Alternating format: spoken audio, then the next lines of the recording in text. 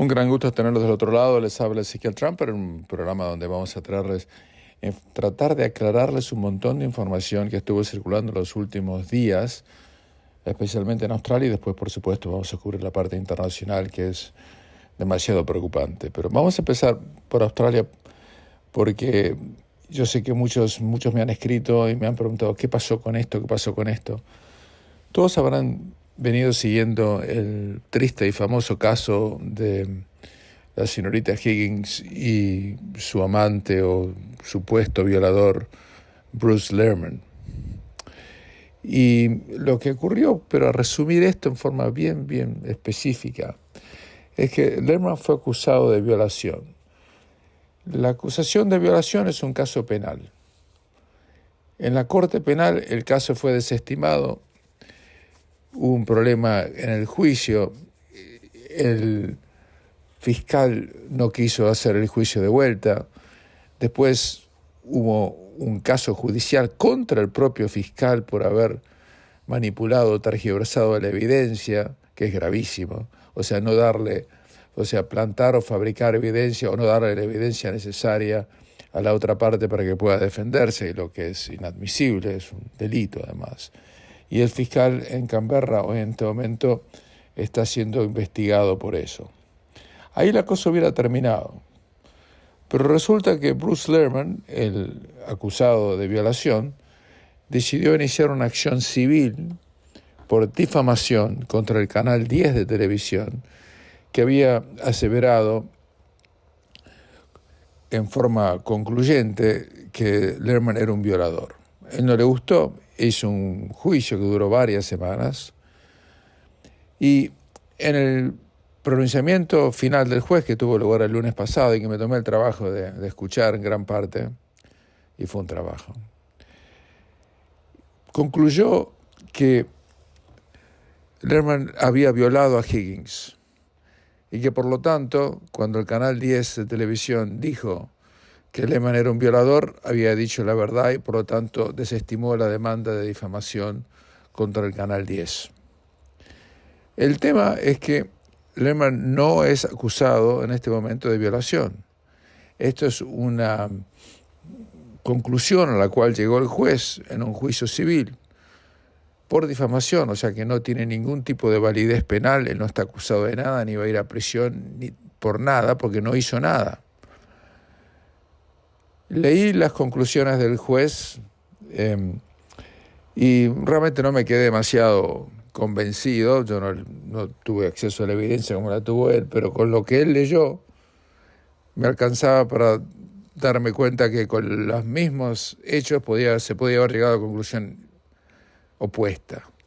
Él dice que Lehrmann violó a Higgins en una suite del gobierno, en el Parlamento en Canberra.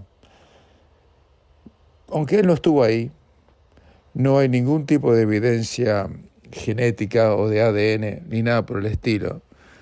Y por otro lado dijo que Higgins también dijo falsedades cuando dio evidencias y que Lehrmann, el supuesto violador, reitero, la condena no es tal, es solamente un pronunciamiento civil que no es una condena penal. Por eso lo que decir, el supuesto o presunto violador dio evidencia que era completamente falsa y que él desestimó porque pensó que no era un fabulador. Eso fue lo que dijo el juez. Y dijo, bueno, un muchacho de 23 años, él estaba en una relación con otra mujer, le gustó a Higgins, se emborracharon y él no le importó tener relaciones sexuales con ella, aun si ella no estaba en un estado medio de zombie porque estaba borracha, aunque Higgins nunca se resistió ni nada. Y después dijo, bueno, Higgins después de la violación se comportó con muchas mujeres violadas, no sé qué experiencia tiene él al respecto.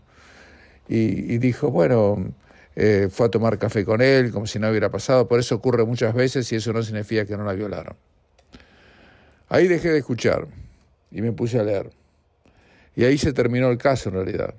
Porque si bien el juicio por difamación quedó desestimado, también criticó al Canal 10 por no haber hecho absolutamente ningún tipo de evaluación de la evidencia de Higgins, ni siquiera preguntarle a Lehman cuál era su lado de la historia. O sea, que publicaron algo simplemente porque lo decía una parte. Y aquí había obviamente una motivación política. Esto ocurrió cuando el gobierno liberal estaba en el poder y querían causarle vergüenza y problemas políticos al gobierno liberal por haber esto ocurrido dentro del Parlamento cuando ellos estaban gobernando.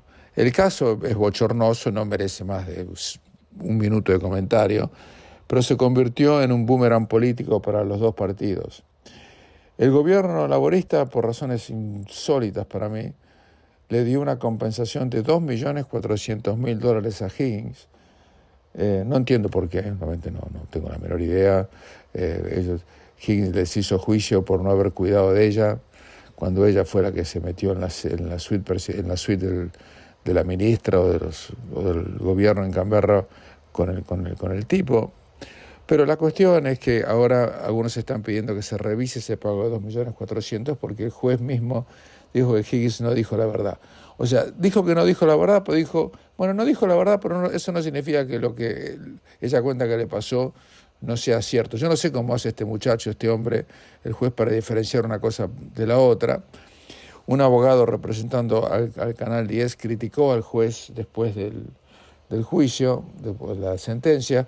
El juez ya pidió las transcripciones de lo que dijo con la obvia intención de estudiar si el juez merece una sanción o no. Y el tema se va a ir diluyendo en eso. La cuestión es que Lehman no podemos entender, yo no puedo entender, por qué le hizo juicio al Canal 10. Si el tipo ya lo habían dejado libre por la acusación de violación. Si no tenía más nada que ver con nada, ¿para qué tuvo que revolver el avispero con un alto contenido político? Yo no creo que la justicia en Australia sea ciega, se lo digo la verdad. Mi experiencia como juez en Australia, visto desde afuera, ¿no? Yo nunca fui parte de un proceso ni civil ni penal en toda mi vida en ese país, simplemente representé a gente que sí lo fue durante décadas. Es bastante pobre, yo creo que el sistema judicial australiano no es de lo mejor, pero bueno, dejémoslo ahí. Pero eso es una opinión personal y no hago referencia específicamente absolutamente a nadie. Pero esto era un juicio altamente político, más que un juicio simplemente civil. Yo no creo que la justicia sea ciega. Si usted lo cree, va a ir al cielo. Pero la cuestión es que ¿para qué se metió Lehman de vuelta a revolver el avispero con el tema del juicio por difamación? Porque lo que le pasó ahora es lo siguiente: perdió el juicio costó millones de dólares. Los abogados de Lehman no le cobraron nada, me imagino, porque esos juicios se hacen on spec. On spec significa que si él cobra, le sacaban un porcentaje, pero eso no lo exime de ahora que perdió el juicio, que haya una orden judicial contra él para que pague los costos legales del Canal 10, que van a ser millones de dólares. Y el tema es que él no tiene donde caerse muerto, porque él no tiene trabajo, es un estudiante de Derecho, y el mejor consejo que yo le debería dar, realmente si me lo cruzara, que no va a ocurrir, es que se tome un avión, se vaya a Australia y no vuelva nunca más, porque su vida va a ser imposible en ese país. Simplemente por la reputación que ha tenido, y etcétera, etcétera. El tema es bastante triste. Higgins se fue a vivir a Francia con la plata que le regaló el gobierno. La regaló, para mí es una opinión, para mí es inadmisible que le hayan pagado ese dinero, inadmisible. Yo conozco muchas víctimas de violación a las cuales no le pagaron ni $20.000 y mucho menos $2.400.000. Esto me parece apesta políticamente o quizás recompensa, pero bueno, no vamos a entrar en eso. Y ahora dos ex jueces de la Suprema Corte han pedido que haya una investigación en el pago que se le hizo al gobierno, porque ahora queda probado, por lo menos estimado por un juez de una alta corte en New South Wales, de que ella había mentido cuando hizo el pedido de que le pagan el dinero. Un sainete realmente espantoso, con un final bastante previsible. Estaba seguro que Lehman no iba a ganar el juicio por difamación, porque eso hubiera significado una condena entre comillas pública, o de la opinión pública, a Higgins, que se convirtió en una heroína del supuesto movimiento neofeminista y una heroína del Partido Laborista, al cual ella ayudó para que Morrison sea desplazado del poder. ¿Y por qué hizo eso? Porque el novio que ella tuvo después era un operativo del Partido Laborista, y hay grabaciones entre él y el Canal 10 de televisión, representado por una pseudo periodista, una pésima profesional, en mi opinión, llamada Lisa Wilkinson, que quedó completamente... Ella dice que fue reivindicada, para mí que fue absolutamente lo contrario. Dijeron que con esto iban a hacer lo posible para hundir al gobierno laborista. Eres un activista, de periodista no le quedó ni la letra A del apellido, de la palabra periodista, ¿verdad? Así que con esto termina una parte. Lehman seguramente va a pedir que lo declaren en bancarrota, no tiene chance alguna de pagar ese dinero, y todo terminó muy pero muy mal para él. Yo no tengo la menor idea si Lehman es culpable, inocente. Ninguna corte lo condenó como culpable. Este es un juicio civil donde la carga de la prueba no es más allá de cualquier duda, beyond reasonable doubt, sino en el 50% de probabilidad, según lo que opina el juez. No tengo una altísima opinión de este juez que dio este fallo, realmente no la tengo para nada. Pero eso no tiene ninguna importancia. Yo tengo derecho a tener una opinión sin expresarla. Pero el tema está terminado, y espero que nos olvidemos de esta basura lo antes posible. Hacemos una pequeña pausa y continuamos. Apenas horas después de los homicidios ocurridos en el Bondi Junction por una persona claramente psiquiátricamente enferma, no se sabe cuáles fueron los motivos por los cuales asesinó de puñaladas a 6 personas, en su gran mayoría mujeres bonitas. Horas después se produjo otro apuñalamiento, sin víctimas fatales, pero muy serias, igualmente, en el oeste de la ciudad de Sydney, en Wakeley, cerca de Fairfield, donde un musulmán de unos 16 años de edad apuñaló varias veces y no consiguió felizmente asesinarlo, no tuvo éxito, al obispo de la iglesia asiria Mar María Emanuel, que había cuestionado la validez de otras fes religiosas, incluyendo particularmente el Islam, pero dijo que tenía amor y respeto por los musulmanes. Apareció este chico de 16 años, lo apuñaló varias veces y dijo que si no hubiera dicho lo que hubiera dicho acerca del profeta, Mahoma en este caso, él no hubiera hecho lo que finalmente hizo. La policía tuvo que intervenir, la gente que estaba ahí quería literalmente linchar al muchacho, que no fue nombrado porque es menor de edad, pero solamente puedo decir lo que tiene 16 años. Esto ocurrió en la iglesia que queda en Wakeley, que se llama The Good Shepherd Church, y la policía tuvo que resguardarlo de que no lo lincharan allí inmediatamente. Las imágenes que tuve oportunidad de ver son realmente espeluznantes, y la policía en este caso sí dijo que era un atentado terrorista. Un atentado terrorista sin cortapisas. El de Bondi Junction obviamente no lo fue, pero la obra de un loco. Pero el peligro de terrorismo en Australia está subiendo sustancialmente. Según el director general de ASIO, Mike Burgess, no es un riesgo menor, y ha dicho que la motivación por la cual el obispo fue atacado fue netamente religioso.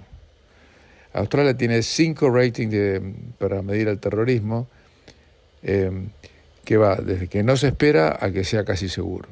En el año 2022 la amenaza fue reducida de probable a posible.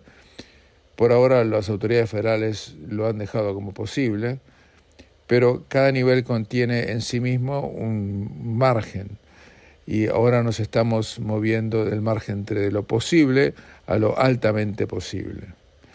3 factores están aumentando el riesgo. Uno es el conflicto en Medio Oriente, que se está disputando por irresponsabilidad política del gobierno, que ha fomentado el odio en Australia a través de su impresentable ministra de Relaciones Exteriores, la señora Wong, y el primer ministro albanese, y eso ha hecho que las emociones y las tensiones en la comunidad hayan aumentado. Fueron ellos los que importaron este problema a Australia. Segundo, porque hay grupos terroristas específicos de origen suní, especialmente una supuesta sucursal del Estado Islámico, que ahora está con base en Afganistán, que están trabajando lo más posible para restaurar una red internacional de terrorismo. Y tercero, hay un culto del público y en las redes sociales de alguna manera enalteciendo la violencia. Un posible cuarto factor es la influencia de las redes sociales generalmente. Esto cada vez es peor, las redes sociales siguen siendo, como lo venimos llamando hace años, décadas ya, la cloaca de la sociedad, y uno tiene que ser muy responsable cuando las usa, muy, muy responsable. Hay que hacer una distinción, por supuesto, entre lo que pasó en Bondi y con lo que pasó en Wakeley. Obviamente en Bondi no había ningún motivo para indicar que hubo un ataque terrorista, pero les quiero contar algo muy desagradable que sí pasó y que está todavía pasando en relación a lo que ocurrió en Bondi. El Canal 7 de televisión, antes de que se conociera oficialmente la identidad del asesino que fue abatido por la policía en ese momento, Joe Cauchi, dijo que el que había provocado y que había causado la matanza en Bondi era un judío, y un judío cuyo nombre es de Benjamin Cohen, y lo dijeron así al aire directamente, lo pusieron en un canal de YouTube que tiene más de 1 millón de suscriptores, y salió por Twitter, las redes sociales, que un judío, esto es falso por supuesto, un judío había perpetrado este asesinato de 6 personas. Esto es obviamente gravísimo, no debió haber ocurrido jamás, pero de alguna manera representa y es la punta del iceberg del antisemitismo sembrado por el actual gobierno laborista, que sin ningún tipo de vergüenza ha mirado lo que está ocurriendo en Gaza, en Israel y demás, con un solo ojo. A tal punto que cuando Irán le declaró la guerra abierta a Israel hace unas semanas, lanzando más de 300 misiles y demás, que ustedes ya lo saben, ya lo conté el otro día, está en el canal de YouTube, Albanese, en un comunicado, critica lo que ocurrió, pero no condena brutalmente a Irán como tiene que condenarlo, y lo deja ahí picando en el aire. Dijo que está mal, pero no dijo por qué, ni cómo, ni nada. Un comunicado muy blandito. El tema es que existe, Benjamin Cohen existe en realidad, es un hombre de carne y hueso, es un estudiante de primer año en la Universidad de Tecnología en UTS, y le ha empezado, como yo también lo hubiera hecho si me hubieran hecho lo mismo, un juicio por difamación contra el Canal 7 de televisión, pidiendo una disculpa, compensación y costos por el alto daño que le fue causado una vez que lo nombraron falsamente en todos sus canales de televisión y redes sociales. Hace muchos años, quien les habla representó a un periodista que no voy a nombrar, porque también fue nombrado, hasta le pusieron la foto, en el Canal 7 de televisión por ser un estafador y un delincuente. Se habían equivocado, era un tipo que tenía el mismo nombre, pero no era él, y le pusieron la foto de él en el medio del noticiero de las 6:00. Le hicimos juicio y lo ganamos. En realidad no lo ganamos, hubo un acuerdo privado con Canal 7, que obviamente no es la primera vez que esto ocurre, y deberían ser un poco más cuidadosos. Pero bueno, cuando el gobierno desata el antisemitismo así, como si fuese una cosa casual, terminan pasando estas cosas. Yo sabía, por ejemplo, esto había ocurrido cuando hice el último programa, donde conté lo que había pasado en Bondi Junction. Pero no lo di al aire, porque uno tuvo la responsabilidad de saber, bueno, será cierto. Yo sabía que no era cierto, pero no sabía hasta dónde iban a llegar las repercusiones del caso, y no tenía por qué repetir al aire una falsedad. Ahora ya están todos los diarios de Australia, el hombre ya ha hecho una acción civil por difamación, ha publicado un video donde ha dicho lo mal que se ha sentido. Imagínense, ¿no?, que lo acusen a uno de haber cometido un delito de esta naturaleza que jamás cometió, ¿verdad? Pues un hombre queda escrachado en las redes sociales, en internet de por vida. Pero ese es el país en el cual se está viviendo hoy en Australia, y yo tengo la obligación profesional de, de contárselos. Por supuesto, el Canal 7 ya hizo la disculpa, pero ¿de qué le sirve la disculpa? Ya están todas las redes sociales. Es más, en las redes sociales siguen diciendo que fue un tal Benjamin Cohen, cuando sabemos perfectamente que no lo fue. Realmente yo no sé qué pasó en Australia, no tengo la menor idea cómo pudo haber descendido tan bajo, tan pronto, tan perpendicularmente para llegar a los niveles espantosos que tiene a nivel periodístico, a nivel político, y con un odio racial indisimulable, que solamente puede ser entendido por dos razones. Por un lado, por la convicción que tienen Wong y Albanesa, quienes yo personalmente considero como personalmente antisemitas, es mi opinión personal. Y segundo, porque les conviene claramente electoralmente por el tema que ustedes ya han contemplado, de como les contaron en los últimos dos programas, acerca de que 29 de los 151 distritos electorales en Australia tienen una alta influencia musulmán y ellos pueden llegar a determinar quién gobierna o quién no gobierna más en un país que era muy próspero y que ya de eso no quedó prácticamente nada desde el punto de vista moral y ético. Hacemos una pequeña pausa y continuamos. Antes de pasar al próximo tema, les digo que el terrorista de 16 años que acuchilló al obispo, en el resto del mundo recibió un montón de elogios por la acción heroica que hizo. Se los digo en serio. Insólitamente, en muchas partes del mundo, gente que está involucrada en el extremismo islámico dijo que lo que hizo es fantástico y lo admiran. ¿Qué puede decir? Por eso les digo que las redes sociales incrementan el odio y la violencia, y lo mejor que uno puede hacer en la vida es estar lo más alejado de esa basura posible. Pero es así, yo tengo obligación de contárselo. Cambiando de tema, les voy a contar algo de Nueva Zelanda, no sé que muchos nos escuchan allí. Nueva Zelanda tiene un nuevo primer ministro que se llama Christopher Luxon. Le voy a contar la herencia que dejó la desastrosa primera ministra que fue Jacinda Ardern, que hoy insólitamente tiene un puesto en Harvard, demostrando que Harvard ya no se parece ni siquiera a lo que alguna vez fue. Ustedes saben que hoy en Nueva Zelanda el 54% de los chicos no va al colegio en forma regular. Para una nación de primer mundo, especialmente una que tenía reputación como ser un país con sentido común, un país tranquilo. Yo soy ciudadano neozelandés, viví allí 12 años, ejercí la abogacía en ese país, soy todavía barrister and solicitor en ese país. Estoy choqueado. Y el primer ministro continúa: cuando tienen 15 años, ya han perdido un año de educación. Es una estadística que sobre los últimos 3 años realmente es lo que más me preocupa. O sea que el 50% de los chicos no están listos al estándar que se requiere cuando ingresen a la secundaria. Y que Nueva Zelanda hoy tiene peores estadísticas en forma educativa que Australia, Estados Unidos, perdón, que Australia, el Reino Unido, Canadá y otros países. Eso que fue tan desastroso el reinado de Ardern, a quien yo siempre dije que era la peor primera ministra que alguna vez en Nueva Zelanda había tenido, y la más burra además, que no tenía la menor calificación para gobernar. Le voy a dar las estadísticas nada más. El gobierno de ella incrementó el gasto público en un 84% y aumentó la deuda pública de 5.000 millones de dólares neozelandeses, o unos 4.600 millones de dólares australianos, a más de 100.000 millones. Aumentó el sector privado, contratando más de 16.000 más servidores públicos. Y hubo un aumento masivo en la contratación de consultores. Y por otro lado, las listas de espera en los hospitales son tan largas que ya no saben ni dónde terminan.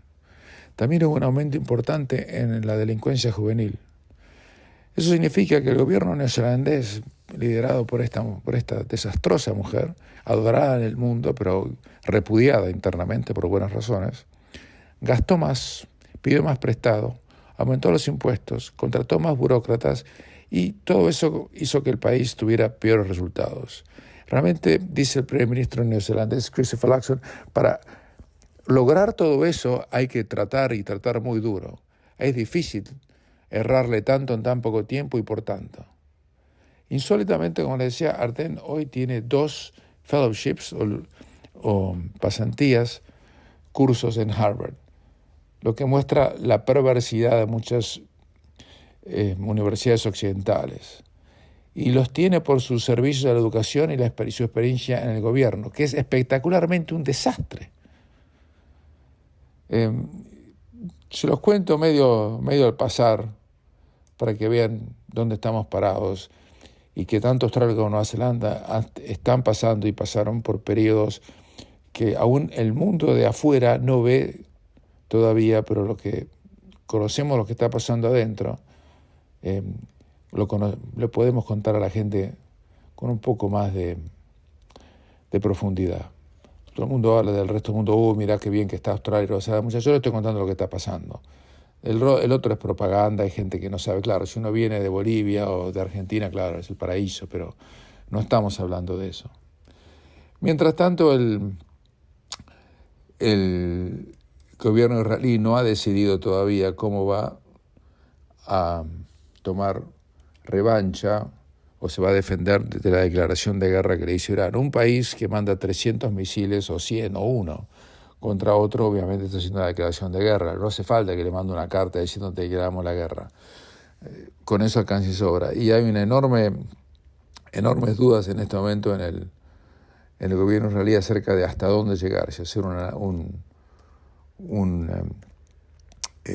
represalia a todo vapor o si no hacerlo en una manera proporcional. Muchos están pidiendo que que Israel haga un ataque en represalia moderado.